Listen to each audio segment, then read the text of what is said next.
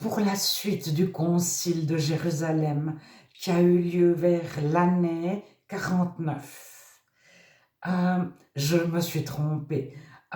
La lettre qui vient en premier, c'est celle de Jacques. Puis après, seulement, il vient les Galates. Alors, ce que je voulais vous dire, c'est que il y a une volonté de Paul et d'autres d'unir juifs et païens devenus chrétiens, que ceux qui ont vécu le baptême de Jean vivent tous le baptême du Saint-Esprit.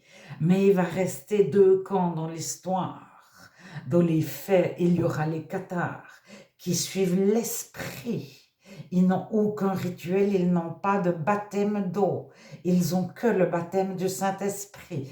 Et il y a les Vaudois qui sont les léonistes, qui ont différents noms, il y a différents noms, mais qui, eux, vont sans cesse dire « nous sommes du commencement, nous suivons les écrits de Jérôme ».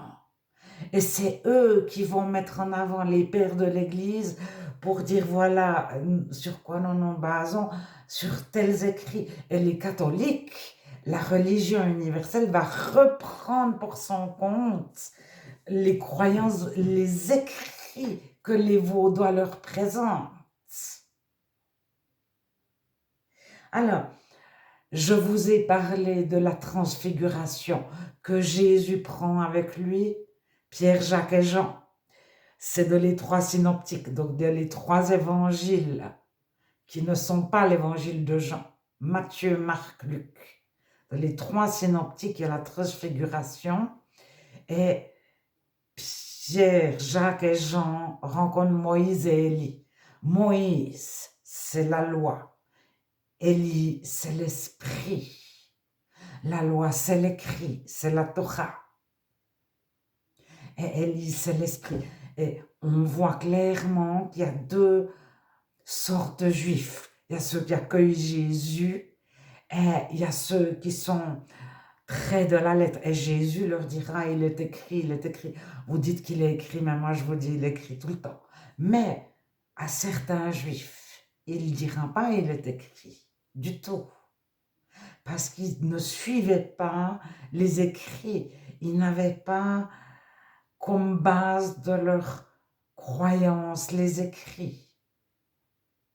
Je vous donne un exemple dans le sermon sur la montagne. Donc, il est de Luc et de Matthieu. Vous prenez celui qui est de Matthieu, qui doit être au chapitre 5 ou 6. Et vous avez tout le temps, il vous a été dit, il vous a été dit. Et c'est pas, il est écrit. Il vous a été dit de ne tuer personne. Mais moi, je vous dis, Jésus, de ne pas vous mettre en colère. Et si vous prenez 2 Corinthiens, chapitre 3, la lettre tue, mais l'esprit vivifie, vous êtes sous le ministère de l'esprit et plus sous celui de la lettre. Alors, je reviens au concile. Il y a deux sortes de conciles. Il y a tous les chrétiens ensemble et il y a les chrétiens et les païens ensemble. C'est plus un concile pour se réconcilier ou pour être apaisé, pour se pardonner. C'est les païens et les chrétiens ensemble. Alors, ceux qui pensent que chacun suit des traditions, ben mettez-vous tous ensemble, faisons une tradition commune. Et ils sont souvent athées. Alors, les chrétiens pensent qu'ils ont un adversaire. Alors, on ne peut pas demander aux chrétiens de s'unir avec l'adversaire. L'adversaire va rester l'adversaire, à moins qu'il devienne chrétien. Alors,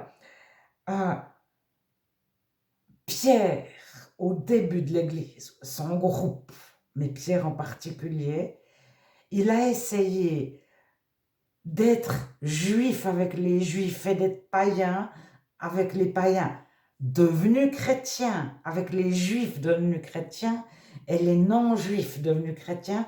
Pierre il se comportait avec les uns et les autres, mais dans quel but? Parce que Paul écrit la même chose, c'est Paul qui a repris Pierre. Et on connaît tous 1 Corinthiens 9. Avec les Juifs, j'ai été comme les Juifs. Avec ceux qui sont sans loi, j'ai été comme ceux qui sont sans loi. Avec ceux qui sont sous la loi, comme étant sous la loi. Avec les faibles, j'ai été faible. Donc faible, c'est faible de la foi. Il faut voir ce que ça signifie. Mais pourquoi Paul a fait ça? Afin d'en sauver le plus possible. Alors gagner et sauver, c'est même, c'est synonyme. Alors, je me suis fait toute à tous afin de sauver de toute manière quelques-uns. Je fais tout à cause de l'évangile afin d'y avoir pas. Verset 23. Alors, Paul, en 2 Corinthiens 12, 15, je vous prends la seconde 21, parce que dans la Louis II, il y a beaucoup de passés simples. Donc, quant à moi, Paul, je ferai très volontiers des dépenses et je me dépenserai pour vous, même si plus je vous aime, moins vous m'aimez, moins je suis aimé de vous. C'est la seconde 21, 2 Corinthiens 12, 15. Alors, en Romains 14, Paul dit ne discutez pas des opinions, mais c'est des opinions, c'est le sabbat, oui ou non, être végétarien, oui ou non. Et il y en a qui disent c'est jeûner tel jour, oui ou non, etc. Alors, c'est pas l'occultisme, oui ou non.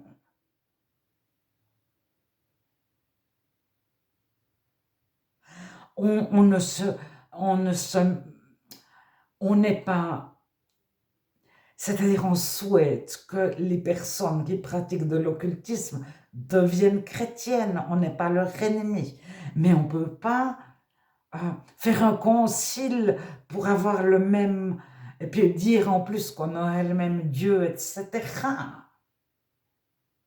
Alors, ceux qui ont le secret, pour un chrétien, ils ont un pouvoir qui vient de l'ennemi. Les guérisseurs en tout genre, ils ont les forces de l'ennemi. Donc, c'est deux choses irréconciliables. Sauf si ils sont libérés de leurs pratiques occultes.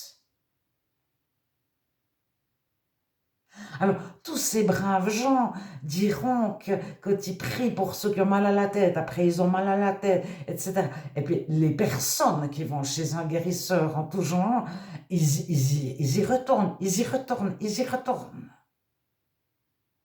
Tandis que le chrétien, si le chrétien guérit, la personne, elle va peut-être une deuxième fois, mais après, elle n'a pas un enchaînement d'autres maladies pour retourner encore. Et puis, le chrétien, il a pas mal à la tête, s'il prie pour quelqu'un qui a mal à la tête. Et puis, c'est pas lui qui guérit, c'est Dieu. Et il tire, c'est pas le même. La puissance qui agit, c'est celle de Dieu, c'est pas celle de l'ennemi. Alors, le libéraliste qui ne croit pas du tout, mais qu'est-ce que vous vous enquiquinez, soyez tous unis.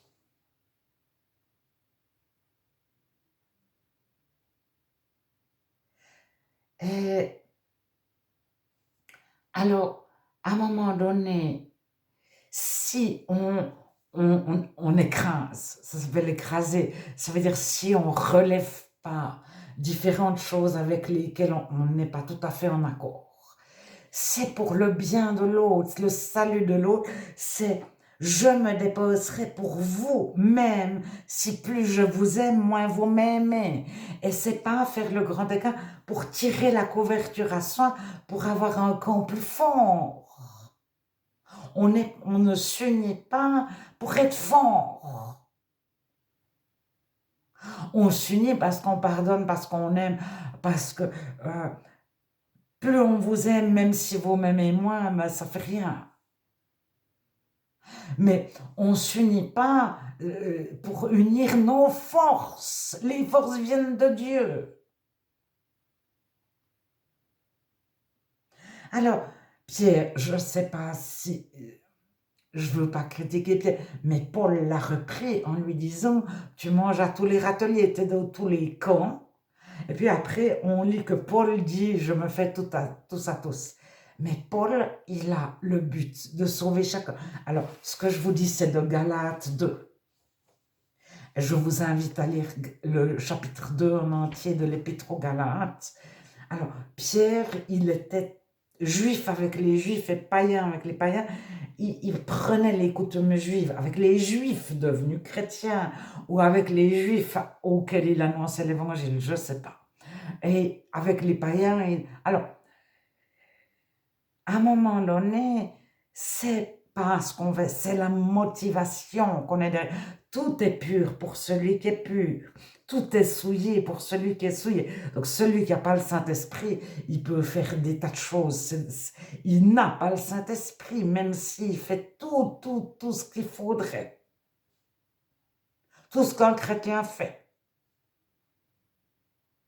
Alors après, il y a le chrétien qui se trompe. Et puis il y a le chrétien, à un moment donné, il devient... Il ne fait plus les choses par amour. Il fait les choses pour qu'on l'embête pas. Pour plaire à tous. C'est très différent. Que de faire les choses... c'est comme ce que je vous ai parlé. Jésus nous a envoyés 2 par 2 comme des agneaux au milieu des loups, etc. Mangez de tout ce qu'on vous présente, guérissez, annoncez le royaume. Bon, annoncer le royaume, oh, qu'est-ce que ça veut dire? C'est un mot que tout le monde comprenait à l'époque de Jésus. Aujourd'hui, on ne sait pas ce qu'il s'agit. Mais enfin, mangez tout ce qu'on vous présentera. On n'est peut-être pas du tout d'accord, mais c'est pour pouvoir guérir. Parce que si c'est une telle barrière, ce que les autres mangent, puis on en parle, puis on n'est pas d'accord, et puis on ne guérit jamais. Mais au moment où la personne, elle est guérie aussi de son âme, elle est guérie de ses blessures aussi intérieures de son cœur, elle va manger peut-être différemment. Elle va réfléchir différemment. Alors, elle va peut-être plus nous servir des cuisses de grenouille où elle a remis les grenouilles vivantes de la mare sans pattes.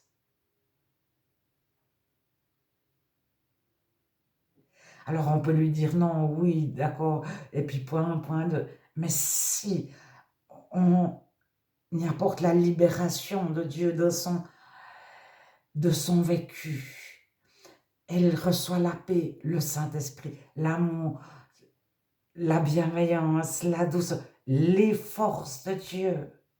Elle va agir différemment.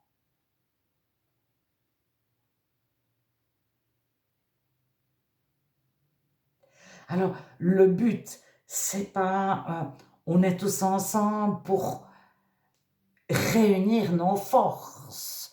Le but, c'est je m'écrase sur des choses, même si je les trouverais importantes, parce que je suis mort à moi-même, parce que j'ai été épuré, purifié, etc. Et c'est pour annoncer l'évangile. Mais c'est comme un pompier. Le pompier, il ouvre des appartements. Est-ce qu'il reste des personnes quand il y a le feu? S'il y a marqué sur la porte de la maison, euh, j'aime, je ne sais pas, mais il cassera toutes les portes, le pompier, il va ouvrir toutes les portes. Mais je tends peut-être sur une porte, il y avait écrit je suis de gauche, puis sur l'autre porte je suis de droite. Enfin, peut-être que, je ne sais pas moi, c'est des personnes où c'est pas ses amis. Mais il va tous les sauver du feu. C'est comme un médecin. Vous allez chez le médecin, il pose peut-être pas du tout comme vous. Sur rien. Mais il est censé soigner le riche comme le pauvre, l'intellectuel comme l'illettré, indépendamment de la couleur de peau, si c'est une personne qui pose pas du tout comme lui. Alors le chrétien, après on me dit, mais t'as pas d'avis sur les choses. Mais on a des avis des fois très tranchés sur une autre chose, mais on ne pose jamais la question parce que c'est des choses qui n'intéressent pas les non-chrétiens. Ils ne pensent pas que c'est important pour nous parce que c'est pas du tout important pour eux. Mais après, si on aime mieux les fraises que les bananes, ben, c'est vraiment des petites choses.